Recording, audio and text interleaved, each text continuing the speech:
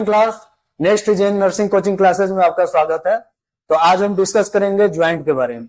Joint बहुत ही important topic है हमारे मेडिकल फील्ड में, या नर्सिंग में हो या कोई भी मेडिकल के किसी भी फील्ड में, इसका बहुत ही इंपॉर्टेंस दिया गया है इस टॉपिक का। तो आज हम देखेंगे ज्वाइंट के बारे में कि ज्वाइंट क्या होता है। सिंपल सा वर्ड है ज्वाइंट। ज्वाइंट से ये समझ में आता है कि ज्वाइंट का मतलब होता है कि दो या दो से अधिक चीजें आकर के एक जगह पे मिल रही हैं। तो जब दो और दो से अधिक हड्डियां, दो से अधिक कोई भी पार्टिकल्स आकर के जुड़ रही हैं तो उसको हम ज्वाइंट कहते हैं। या ये मेडिकल फील्ड में नहीं, आप किसी भी टर्म में इसको हम यूज कर सकते हैं। ज्वाइंट का मतलब होता है जुड़ना। तो अभी हम डिस्कस करते हैं इसके डिफिनेशन के बारे में कि इसका डिफिनेशन क्या होता है। सिंपल सा डिफिनेशन है, वन लाइन डिफिनेशन इसको बोलेंगे। क्या भैया? Joint is a space where two or more than two bones articulate each others. इसका मतलब ये हुआ कि ज्वाइंट एक ऐसा स्पेस होता है जहां पे दो और दो से अधिक हड्डियां आकर के एक दूसरे से मिलती हैं। अब यहां पे नेक्स्ट लाइन अभी हम देख लेंगे। They are immovable, movable and slight movable. अब यहाँ पे हम ये चीज देखते हैं कि ज्वाइंट क्या है, कैसा होता है, कितने टाइप्स होते हैं, कितने प्रकार के होते हैं। तो यहाँ पे है तीन वर्ड दिया गया है इसमें, movable, immovable and slight movable. तो इमूवेबल, सबसे पहले इमूवेबल के बारे में देखते हैं कि इमूवेबल क्या है। तो इमूवेबल का मतलब होता है जहां पे कोई भी मूवमेंट न हो, जहां पे कोई भी मूवमेंट न हो। अगर मूवमेंट होता है, अगर इमूवेबल वाली चीजों पे, इमूवेबल वाली जगहों पे अगर मूवमेंट होता है तो इसका मतलब है कि आप हॉस्पिटल पहुंच सकते हैं। अगर हम फनी लैंग्वेज में अगर बात करें, समझने की कोशिश करें तो, क्योंकि इमूवेबल का मतलब है मूवमेंट ना होना। नेक्स्ट बात कर लेते हैं मूवेबल, जहां फुल रेंज ऑफ मोशन रहेगा, जैसे कि हमारा हाथ, पैर, गर्दन, जो भी चीजें हम घुमा रहे हैं, हिल रहे हैं, चल रहे हैं, घूम रहे हैं, फिर रहे, वो सब मूवेबल ज्वाइंट में आते हैं। नेक्स्ट हम बात कर लेते हैं स्लाइट मूवेबल के बारे में। अब ये एक ऐसा ज्वाइंट होता है जहां पे स्लाइट मूवमेंट होता है, जहां पे स्लाइट मूवमेंट होता है, मतलब हल्की फुल्की मूवमेंट होती है, बहुत ही ज्यादा। अब इमूवेबल में क्या है कि वहां मूवमेंट नहीं होगा। मूवेबल में क्या है कि फुल रेंज ऑफ मोशन रहेगा। स्लाइट मूवेबल में क्या है, हल्की फुल्की मूवमेंट रहेंगी। नेक्स्ट हम बात कर लेते हैं, ज्वाइंट में भी क्लासिफाइड। ज्वाइंट जो है वो क्लासिफाइड किया गया है दो पार्टिकल्स में, दो वर्ड में, ठीक है। पहला है histological and functionally. Histologically and functionally. तो अभी हम देखेंगे हिस्टोलॉजिकली में क्या आते हैं, ठीक है। तो हिस्टोलॉजिकल में यहां आ रहा है कनेक्टिव टिश्यू टाइप कंपोजिशन। जहां पे कनेक्टिव टिश्यू टाइप का कंपोजिशन है, मतलब कनेक्टिव टिश्यू टाइप कंपोजिशन का मतलब आप ये कर लीजिए, जैसे कि जैसे वर्ड हम यूज करते हैं कार्टिलेज, फाइब्रस, साइनोवियल, या कोई भी वैसा जो जिसमें आपको यहाँ पे कनेक्टिव टिश्यू टाइप वर्ड दिखेगा। तो उसी तरह as, fibrous, cartilage and synovial. ये आपका जो वर्ड है फाइब्रस, कार्टिलेज एंड साइनोवियल, ये किस में आता है, कौन से ज्वाइंट के कौन से क्लासिफिकेशन में? हिस्टियोलॉजिकली, ठीक है। नेक्स्ट हम बात कर लेंगे अभी, और हम फंक्शनली। फंक्शनली में अमाउंट ऑफ मूवमेंट। इसका मतलब, कहने का मतलब यह है, अमाउंट ऑफ मूवमेंट का कहने का मतलब यह है कि अमाउंट मतलब कितना मूवमेंट हो रहा है। मूवमेंट हो रहा है तो वो उस मूवमेंट के हिसाब से हम इसको हम बताएंगे। तो जैसे कि इमूवेबल, मूवमेंट नहीं हो रहा है। स्लाइट मूवेबल मतलब थोड़ा बहुत मूवमेंट हो रहा है, और मूवेबल मतलब फुल रेंज ऑफ मोशन। इसको हम अनदर नेम में क्या बोलते हैं? सिनएर्थोसिस, एम्फीएर्थोसिस एंड डाईएर्थोसिस। अब यहाँ पे ये जो वर्ड है सिनएर्थोसिस, एम्फीएर्थोसिस और डाईएर्थोसिस, जितने भी क्वेश्चंस हैं, जितने भी आपके एग्जाम के क्वेश्चंस आते हैं, सीएचओ के हो गए, एसआईसी के हो गए, बीएचयू के हो गए, या किसी भी उस टाइप के एग्जाम के क्वेश्चन आते हैं, उसमें अगर ज्वाइंट से क्वेश्चन उठाएगा तो वो इसी वर्ड का यूज ज्यादा करता है। रीजन ये है कि इस वर्ड पे कोई जल्दी ध्यान नहीं देता है। तो ये एक प्रकार से क्या है, की पॉइंट है। ये एक प्रकार से क्या है, की पॉइंट है। ठीक है, तो सिनएर्थोसिस, एम्फीएर्थोसिस एंड डायएर्थोसिस। ओके, नेक्स्ट अभी हम बात कर लेते हैं इसके क्लासिफिकेशन के बारे में। नेक्स्ट, हाँ, यहाँ पर भी देख लीजिए इसका, जैसा कि मैंने पिछले स्लाइड में बताया कि भाई फाइब्रस, कार्टिलेज और ज्वाइंट, मूवेबल, स्लाइट मूवेबल। अब इन सबको, ये जितने हैं ये सबको हम मिला करके अब इसका एक क्लासिफिकेशन बनाएंगे और उसमें देखेंगे हम अपने पूरे शरीर के, पूरे बॉडी के हर एक ज्वाइंट के बारे में कि कौन सा ज्वाइंट किस क्लासिफिकेशन में आता है। नेक्स्ट हम पहले थोड़ा सा ये समझ लेते हैं कि फाइब्रस ज्वाइंट क्या है, कार्टिलेजियस ज्वाइंट क्या है और साइनोवियल ज्वाइंट क्या है। ठीक है, अभी हम इसमें देख लेते हैं कि ये क्या होती हैं। फाइब्रस में यहाँ पे देखिए, ये बताने का मतलब ये है कि फाइब्रस का मतलब होता है इमूवेबल। इमूवेबल क्या ये है क्लासिफिकेशन, जहां कोई भी मूवमेंट नहीं होगी, जहां पे कोई भी मूवमेंट नहीं होगी। तो मैंने यहाँ पे ये फिगर से ये बताने की कोशिश कराया कि कौन कौन सा हमारे शरीर में ऐसा ज्वाइंट है जहां मूवमेंट नहीं होती है। तो सबसे पहले सुचर मतलब क्या, क्रेनियल्स बोन।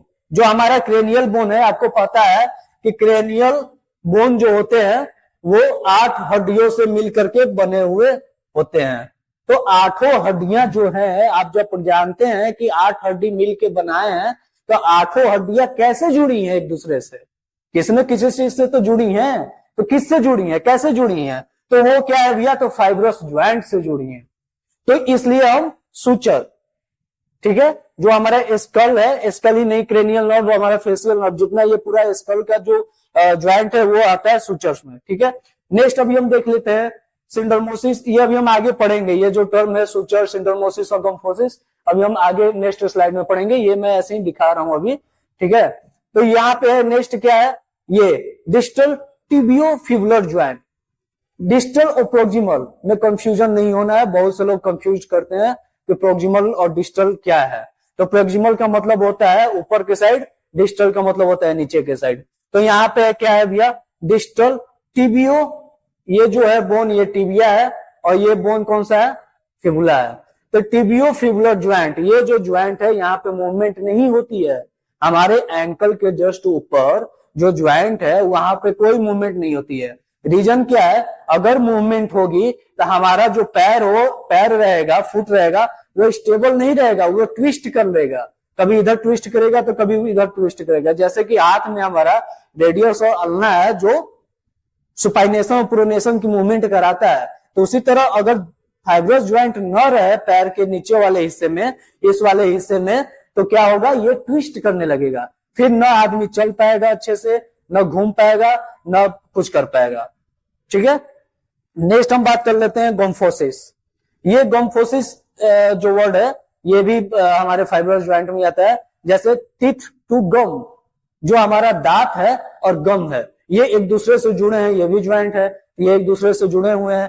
तो ये जुड़े हैं तो ये यहाँ पे मूवमेंट नहीं होती है। सिंपल सा अगर हम फनी लैंग्वेज में एक समझने के लिए अगर हम ये वर्ड यूज कर ले, तो अगर भैया फाइब्रस ज्वाइंट में मूवमेंट आई तो आप कहाँ मिलेंगे, हॉस्पिटल में मिलेंगे, आईसीयू में। वो भी क्योंकि जब कोई आरटीए होगा, जब कोई बड़ा एक्सीडेंट होगा, जब कोई बड़ी चोट लगेगी, तभी यहाँ मूवमेंट होगा।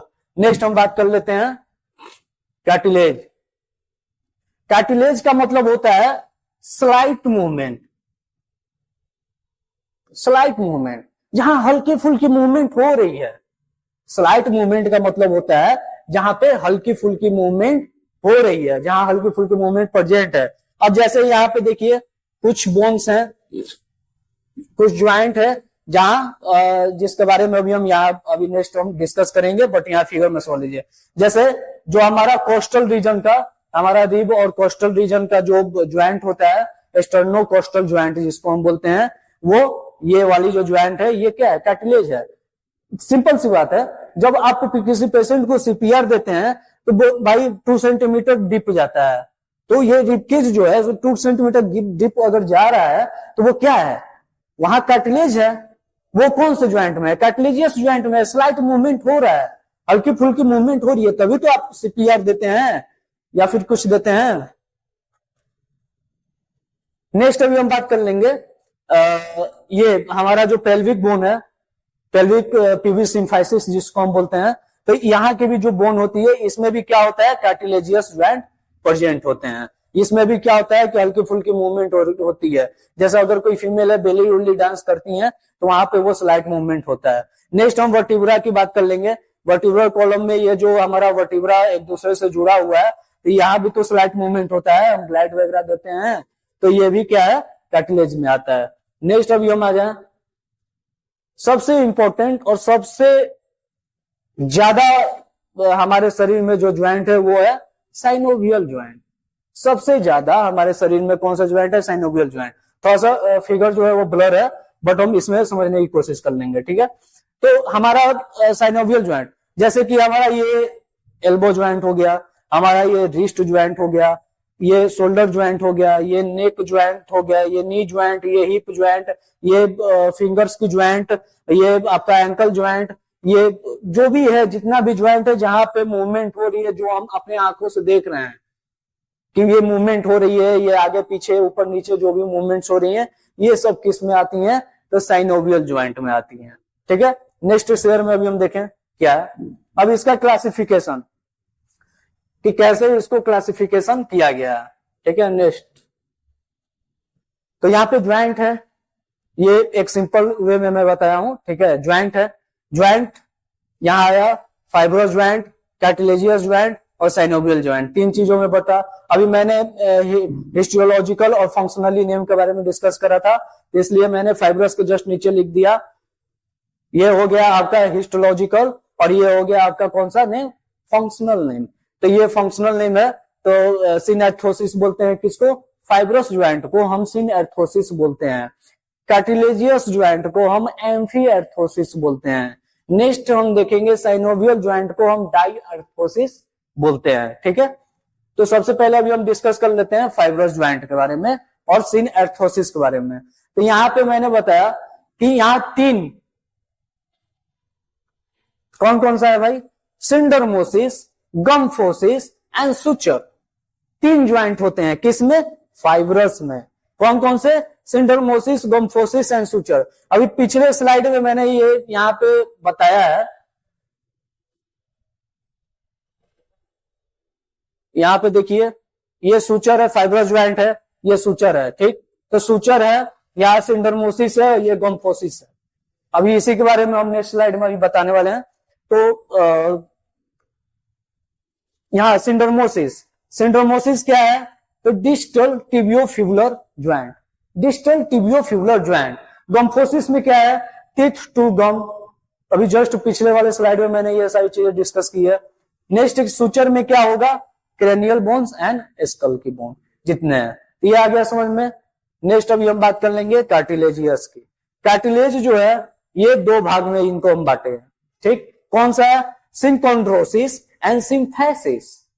कार्टिलेजियस ज्वाइंट जो है इसको हम फर्स्ट कार्टिलेजियस ज्वाइंट है, ये कौन सा है, हिस्टोलॉजिकल है और ये फंक्शनल है, ये फंक्शनल नेम है और ये हिस्टोलॉजिकल नेम है। तो कार्टिलेजियस ज्वाइंट को हम क्या बोलते हैं, एम्फीएर्थोसिस। क्वेश्चन जितने भी है एम्फीएर्थोसिस के नाम से ही आते हैं, तो ध्यान रखिएगा इस चीज को भी, इसको भी वीआईपी में आप डाल दीजिए या वीआईपी में, सॉरी वीआईपी में, ठीक है।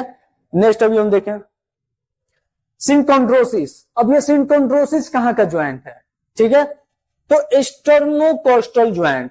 मैंने अभी जस्ट पिछले स्लाइड में बताया कि स्टर्नोकोस्टल की जो ज्वाइंट होती है, ये हमारा स्टर्नम और कोस्टल का जो ज्वाइंट है ये होता है, यहाँ पे मूवमेंट होती है। सिंपल भी आप ऐसे खड़ा होकर के अगर ये ऐसे हम प्रेस करते हैं तो ये स्लाइड अंदर जाता है, तो स्टर्नोकोस्टल ज्वाइंट।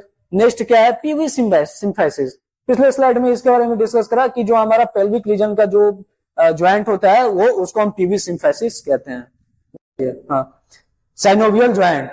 तो साइनोवियल ज्वाइंट क्या है कि ये बहुत ही लंबा टॉपिक है और ये साइनोवियल ज्वाइंट में ही पूरा ज्वाइंट आता है हमारा लगभग जितने भी मोबिलिटी होती है ये, क्योंकि ये मूवेबल ज्वाइंट है, तो इसलिए हम इसको साइनोवियल ज्वाइंट को हम क्या करेंगे, नेक्स्ट वीडियो में देखेंगे, नेक्स्ट पार्ट इसका मैं बनाऊंगा उसमें देखेंगे।